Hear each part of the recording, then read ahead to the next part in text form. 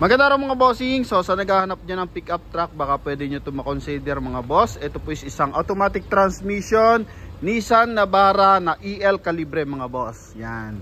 So ito mga bossing, naka-Dunlop ang gulong, R18 po yan. May roller lid pa mga bossing. So mababa lang to binigay sa atin mga boss. 2015 model mga bossing, no?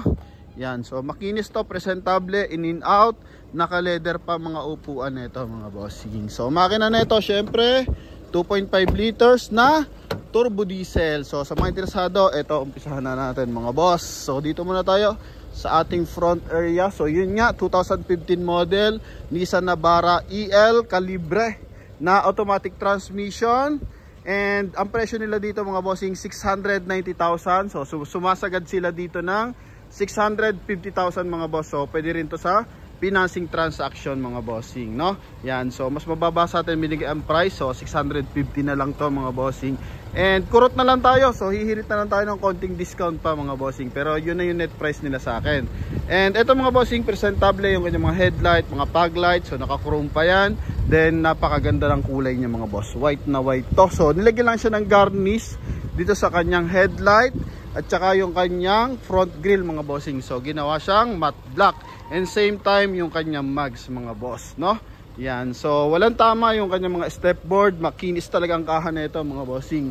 May maliliit na scratch mga boss. Tsaka yung kanyang garnish, may scratch din ang bahagya. Yan. Pero as in presentable talaga yung ating unit. So may signal light sa kanyang side mirror. Naka-chrome yung kanyang side mirror. Yan, so i-hazard na rin natin mga bossing. Lamig ng aircon mga boss. So mileage pala na ito 93,366 mga boss. Yan, power fold, power adjust on side mirror. So kung ano yung makina ng ating Nissan Navara ngayon mga bossing. So ito rin yung makina ng 2015 model. Kaya kung gusto niyo makamura mga bossing, 650,000. So pinakamura nating Nissan Navara to sa panahon ngayon mga bossing, no? So as of today, yan. Then ito, naka 2D audio system, naka automatic climate control, automatic transmission, leather mga bossing, ha? Although bagong upholstery ito mga boss, kumbaga siguro may mga punit-punit na yung dati, pero ngayon ginawa nilang presentable yung upuan, yan. So wala na ipapagawa yung makakabili nito mga boss. Okay, then sa second row, ito rin, aircon ventilation. So panalo mga bossing, naka armrest, yan yung kanyang dashboard mga boss. Yan, so kulay gray yung kanyang ceiling, maraming hand grip yan mga boss. So ang hand grip niyan is apat-apat, so 8 mga bossing. Then leather pa upuan. Then may rubber matting na kasama. So yun lang yung mga issue niya.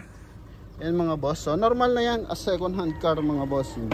Yan, may mga maliliit na gas-gas. Then dito, presentable kasi may chrome accent. Silipin natin kung anong gamit na tint dito mga boss. Okay, so hindi naman siya ganun ka-branded mga bossing, walang tatak. Pero I think mga bossing, ito naman clear naman siya. So naka medium tint lang naman mga boss. Then lahat ng windows, yan, ayos pa mga bossing. Tsaka yung kabila.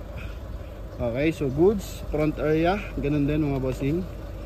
Yan, then check natin yung ating power fold side mirror. Yan, magkabilaan mga boss, dito muna. Okay. So responsive, kabilang side, ganun din mga boss. Yan, so sa mga interesado dito, 650,000 mga boss. Presentable yung kanyang door panel. So naka leather yan. Okay. Then hand grip niya mga bossing, door handle pala is lang siya, naka matte black mga boss, no? So pero ito dapat mga bossing chrome yan. Okay, so nilagay lang siya ng garnish. Yan, chrome talaga yung original na kulay niyan mga bossing. Then sa likuran, hindi ka na mamumroblema kasi may roller lid na siyang kasama. Okay, so usually ang pakabit nito nasa 17,000 din ata ito mga boss. Yan, para if ever maglalagay kayo ng bagahe mga bossing, so hindi mababasahin yung mga bagahe dyan mga boss. EL Calibre, so maayos. Then may tow hook na rin dito, so pwede kang maglagay dito ng hitch pro na to pala mga bossing. So it means pwede kang maglagay ng para sa bike mga boss. Yan, pwede kang maglagay dyan ng bike. Then naka 4-eye sensor.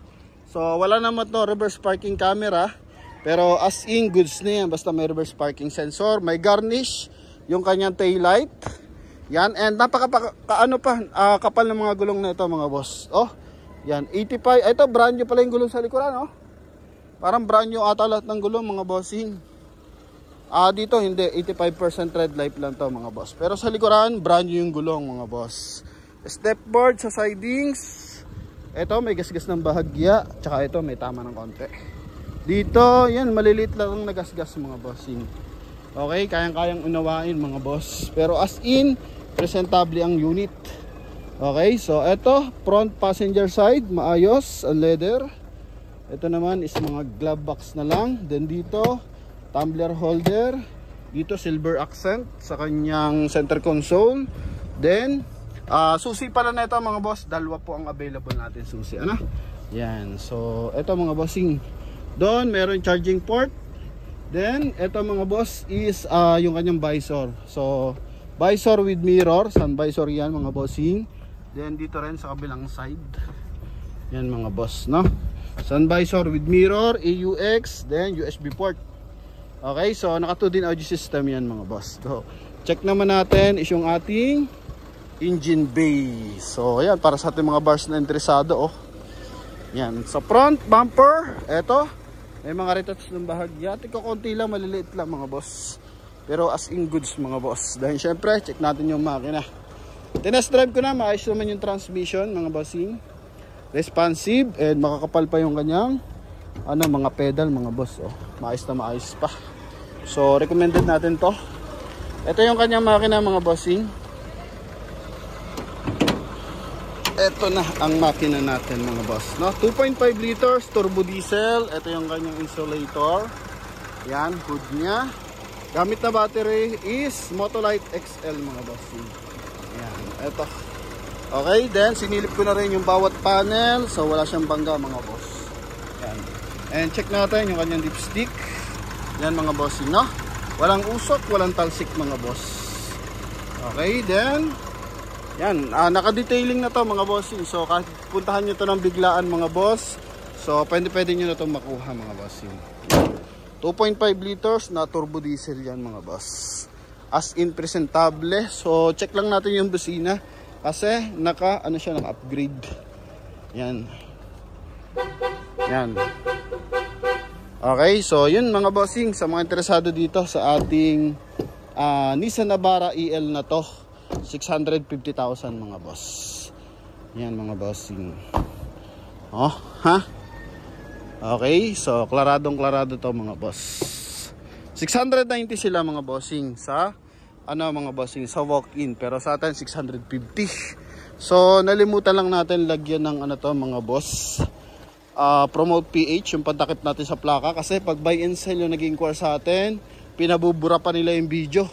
Kasi nga, para mabenta nila na mas mataas. Kasi, pag sa atin kasi mga bossing, pag nakita ng buyer yan na mababa na yung presyo, then natandaan yung plate number, syempre mga boss. So, para protection na rin para sa mga buy and sell na makakabili sa atin. So, naiwan lang mga boss eh. Pero by the next time, dadalhin natin yung patakip sa ating plate number mga boss. So, yun lamang mga bossing. Sa mga interesado, tawag lang agad sa ating contact number na nasa screen. So, connected po yan ng Viber and WhatsApp mga boss. And thank you sa ating mga followers. So, sa lagi mga nanonood mga boss, comment nyo naman kung saan lugar nyo to napanood mga bossing. Thank you. And kasi, malapit na tayo mag 500,000 followers sa Facebook and 100,000 naman sa YouTube mga bossing, no? Konting-konti na lang and salamat sa suporta and sa ating mga viewers. So, click subscribe nyo na and follow yung ating mga social media account. So yun lamang mga bossing. Thank you and God bless. Bye bye.